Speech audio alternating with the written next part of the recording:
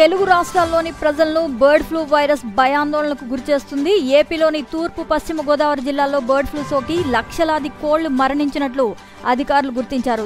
దీంతో bird flu సోకిన కోళ్లు ఫామ్ ప్రాంతాల్లో అలర్ట్ ప్రకటించారు. పరిసర ప్రాంతాల్లో కూడా ఎవరు వెళ్లకుండా చర్యలు చేపట్టారు.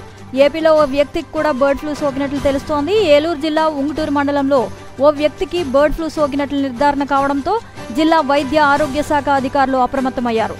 కోళ్ల ఫారం సమీపంలోని ఒక వ్యక్తికి బర్డ్ ఫ్లూ లక్షణాలు ఉండటంతో శాంపిల్స్ అధికారులు సేకరించారు. దీంతో అతనికి బర్డ్ ఫ్లూగా నిర్ధారణ కావడంతో మెడికల్ క్యాంపులు ఏర్పాటు చేసి ఆ ప్రాంతాన్ని అధికారులు తమ ఆధీనంలోకి తీసుకున్నారు. ఈ విషయంపై జిల్లా వైద్య ఆరోగ్య శాఖ అధికారిని డాక్టర్ మాలిని మాట్లాడారు. బర్డ్ ఫ్లూ తొలి కేసు నమోదైందని, కేసు నమోదైన ప్రాంతంలో మెడికల్ క్యాంప్ ఏర్పాటు చేస్తున్నామని అన్నారు.